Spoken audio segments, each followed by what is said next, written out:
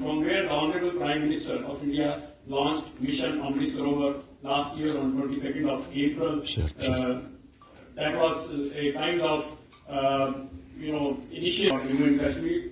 It was an exercise personally guided and monitored by Sir, and we could understand in depth the path of carbon neutrality at village level for achieving the targets of net zero carbon 50 commitments by developed countries and net zero carbon by 60 and 70 by climate sectors we understood at local level with the scientific studies based on credible data sets for future predictions of climate. This will help us. It is also necessary to chalk out the path for carbon neutral economy. To achieve the carbon neutrality, the role of finance and investment from public and private sector becomes very important.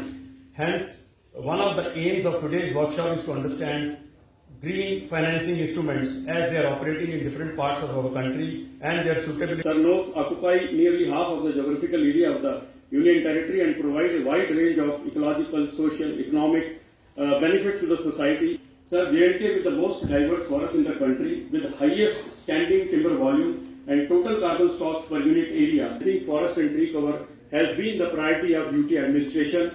Our programs guided by UT administration like Green Jammu and Kashmir Drive. Once Jammu and Srinagar have become fifth and sixth smart cities in the country who have developed local biodiversity action plans. That's the right moment for them. Thank you. Forests of Kashmir on occasion and extent of wetlands, catchment, hydrology, nutrient diversity. Thank you. And subsist very good. I am happy also to inform that Forest Department has taken several initiatives on eco-tourism to acknowledge the hard work of the University of Jammu, AFO Kampipura and Dr. Range officer for the last two publications. I'm familiar with many of them. When it comes to Professor Ravindranath, it dates 2 decades back. So, actually, my first negotiating experience was on UCA. That would surprise many of you. That's how the beginning was. But okay, I'll be very spontaneous because I don't think I needed to prepare for this. But first thing. 2070 becoming net zero is possible and it will be done. I have absolutely no sense of any doubt that India will achieve that. 2070 is very difficult to imagine for most of us, but I think time for fossil fuel as a prime source of energy is gone. And it's a matter of time that this will be replaced by other forms of energy. So I don't think that 2070, what Honorable Prime Minister has committed, is something that we will not achieve, we will definitely achieve. So that I am not worried. We will achieve earlier, much earlier. Coming to J&K, I'll come to some very, very specific point on what Professor Ravindranath said. We worked out a Panchayat neutral plan last year when Honorable Prime Minister was coming here. And so we wanted to set an example. And we had this goal that we will draw similar plans for every Panchayat. Then we'll add it up, and then we'll come to a district level plan, and then we'll come to a UT level plan. Now, when you look at macro and the micro, the two are not necessarily, we will get the same perspective, because what we inventories will draw, we don't draw at the level of, not necessarily draw at the level of, let's say, at Panchayat level.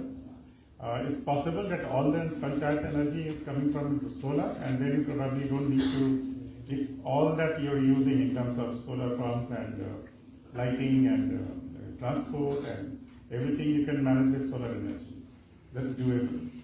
And if you were to do that, then probably in terms of carbon emissions, you are very well placed. Maybe not zero, but you are very well placed. Now, there's another thing which I think I'll touch upon those points. What is important for J&K and absolutely important is adaptation.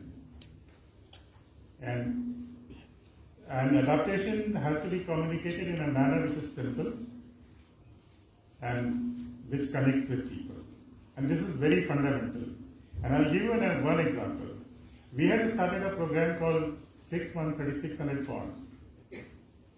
And that was adaptation, to my mind.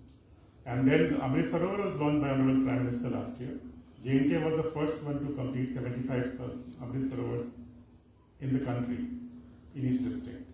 We were the first.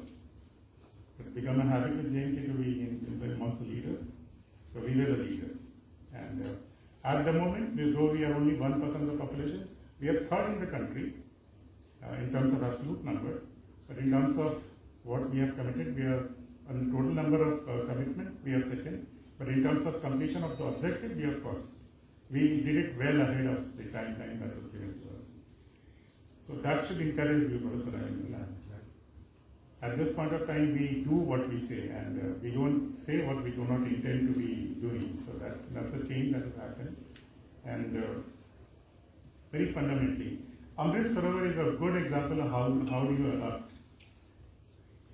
Bringing moisture in areas which didn't have that level of moisture, it rejuvenates that area. Very simple but very effective technique of adaptation. Har ghar haryali, har gaam haryali, one beat, one guard.